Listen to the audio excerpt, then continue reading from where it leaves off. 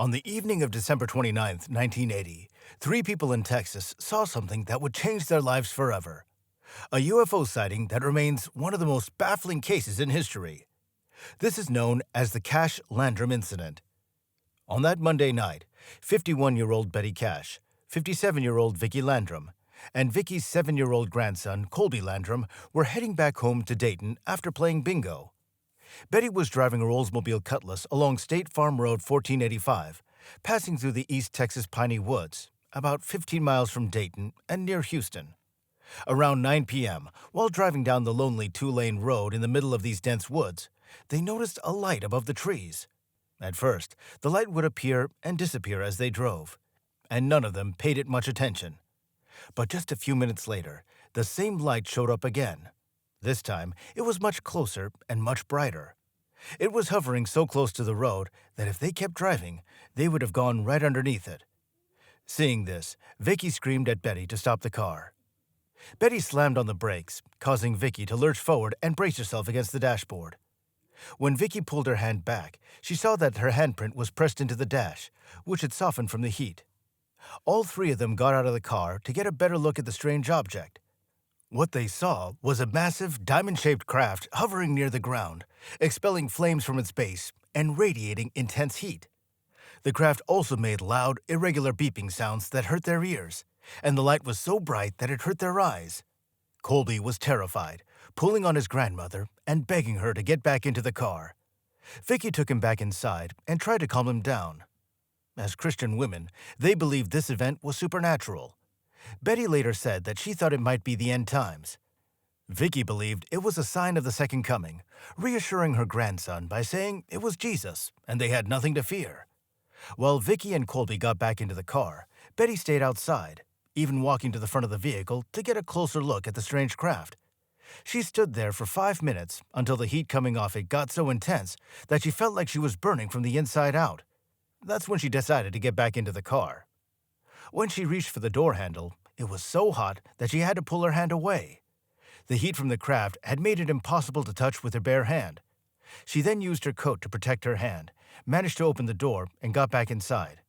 But by now, everyone in the car was terrified, and Betty wondered if they'd make it out alive.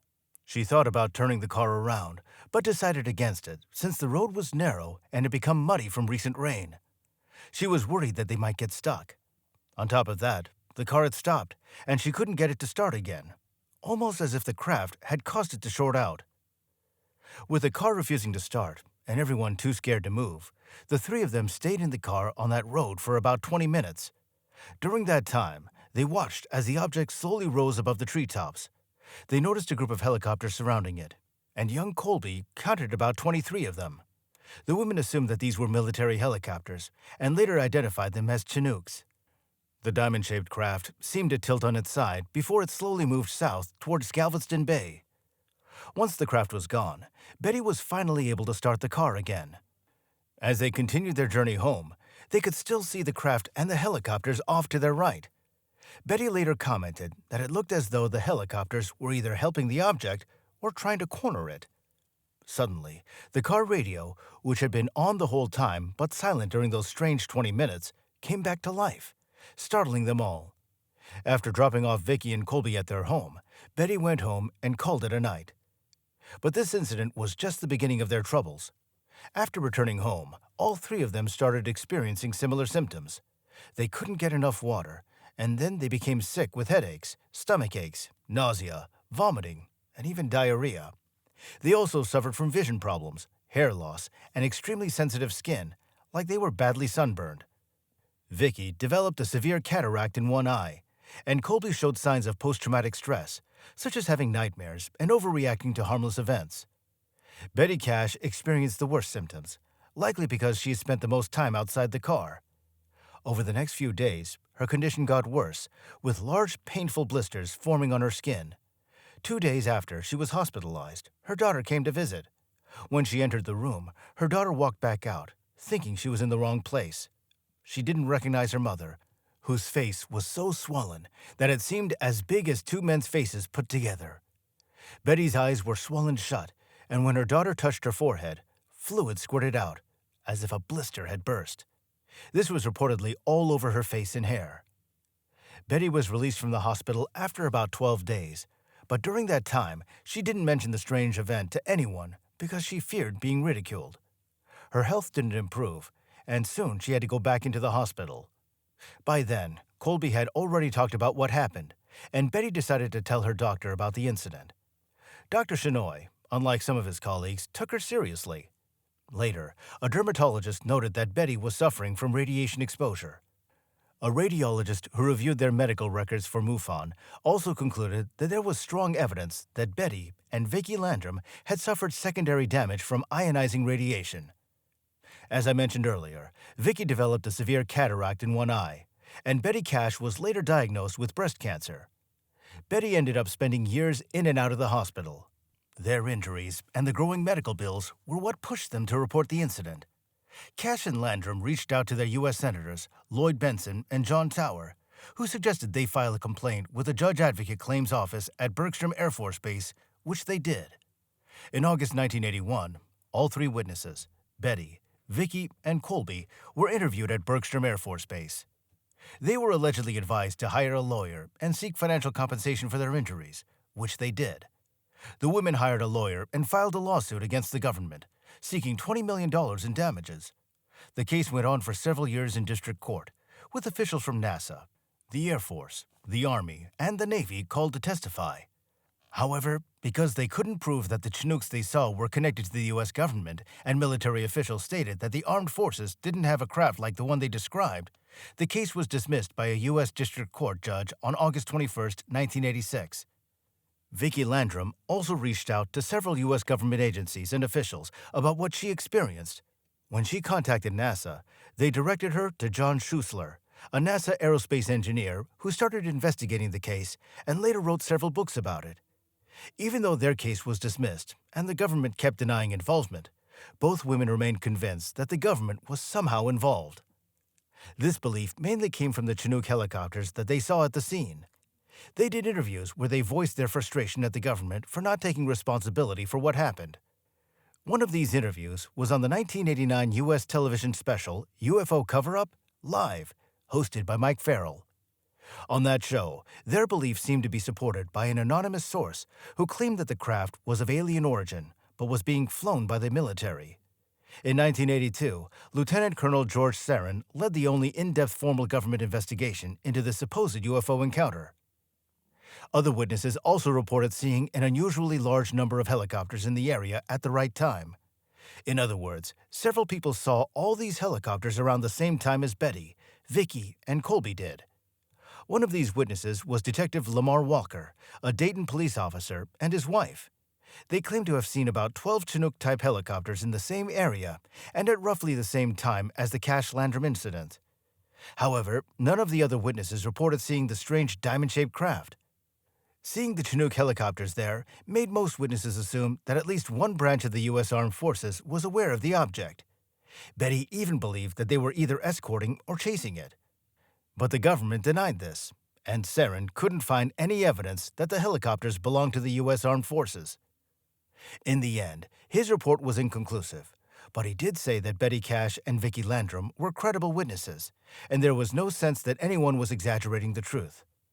To this day, no one knows for sure what Betty Cash, Vicky, and Colby Landrum saw on that evening on December 29, 1980. The case has been widely discussed, with some people still skeptical of the whole thing. Skeptics might argue that these women and Colby genuinely saw something, but they were mistaken about what it actually was.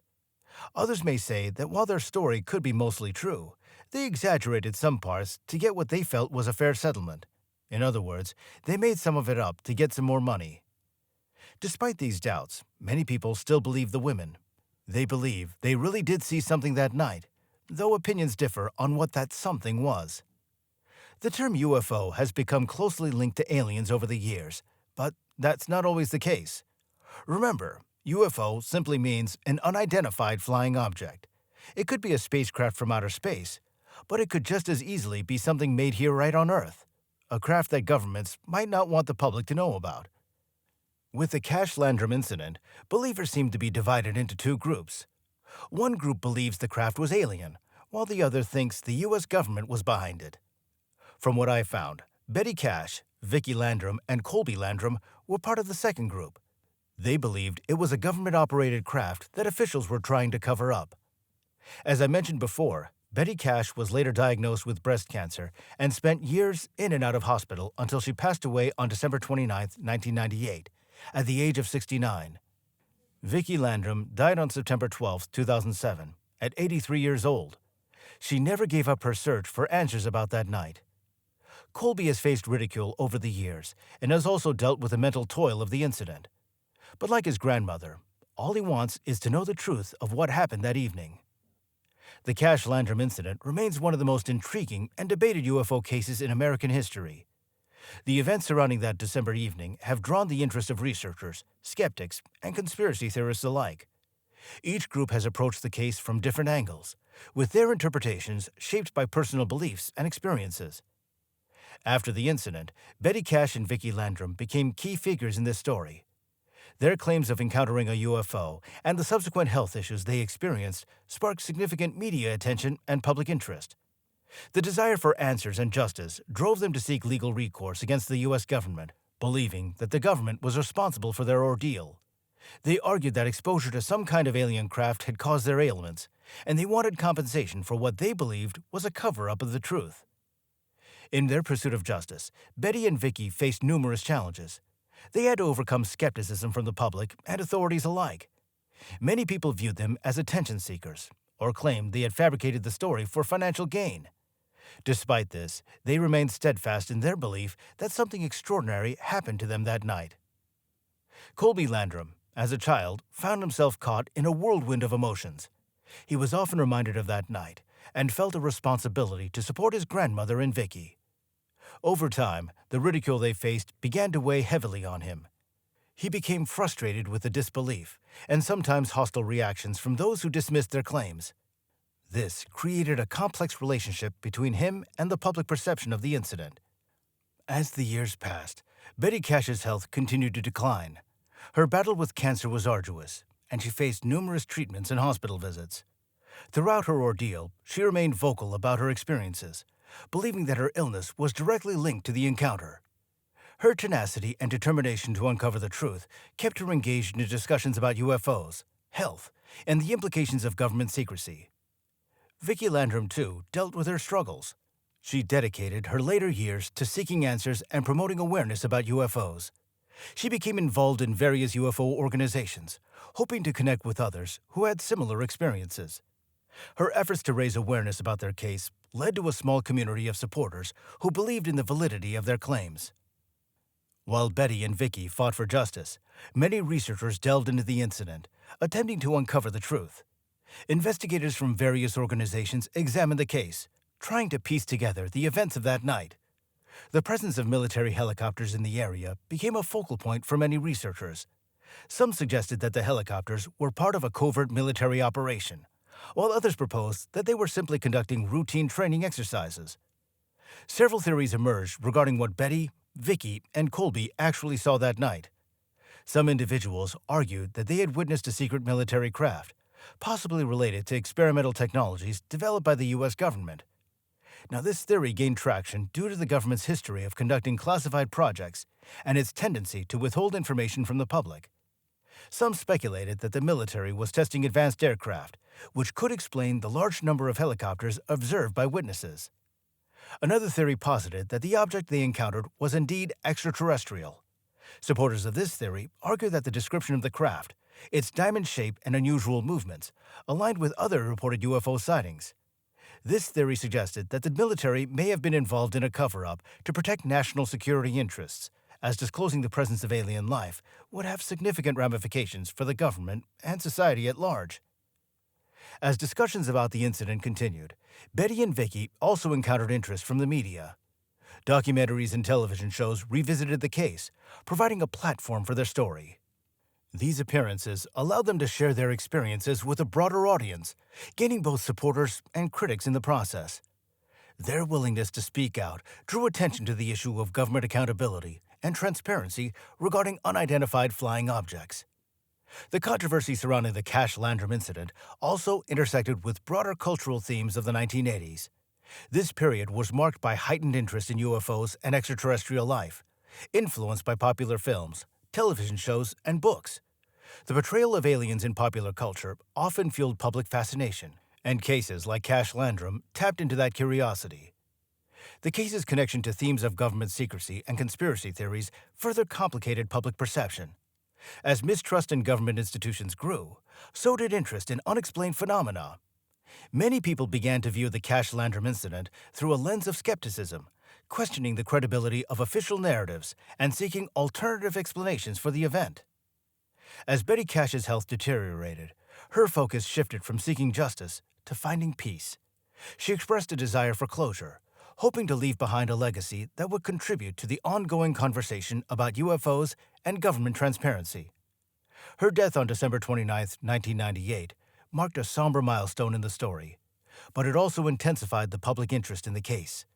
Many viewed her as a martyr for truth, and her passing reignited discussions about the incident. Vicki Landrum continued to advocate for awareness even after Betty's death. She often recalled the events of that night and emphasized the importance of sharing their story. Vicki's determination to seek answers never waned. Her passing in 2007 left a void in the community of believers, but her efforts had already sparked a renewed interest in the Cash-Landrum incident. Colby Landrum's journey took a different turn as he navigated the aftermath of the incident and the loss of his grandmother and Vicki. He often reflected on the events and the impact they had on his life. The ridicule he faced shaped his perspective, leading him to become a more private person, distancing himself from the public eye. However, he remained committed to honoring the memory of Betty and Vicki, believing that their story deserved recognition. The Cash-Landrum case continues to be a focal point for UFO enthusiasts and researchers. Over the years, numerous investigations and documentaries have sought to explore the incident in detail. The case remains unsolved, with no definitive answers about what transpired that December night. Yet, it has become a symbol of the ongoing debate about UFOs and government secrecy. Today, the legacy of the Cash-Landrum incident endures in discussions about UFOs and the implications of unidentified aerial phenomena. As new technologies emerge and governments around the world begin to release classified information related to UFOs, interest in the incident remains strong. The conversation about the Cash-Landrum case continues to evolve, shaped by new discoveries and ongoing debates about the existence of extraterrestrial life. The phenomenon of UFOs is not limited to one event or location. It encompasses a wide range of sightings and encounters reported worldwide. Researchers have documented thousands of cases, each with its own set of witnesses, circumstances, and interpretations. The Cash-Landrum incident stands out due to its unique elements, including the health effects experienced by the witnesses and the involvement of the military. So, what are your thoughts on this? Let us know in the comments.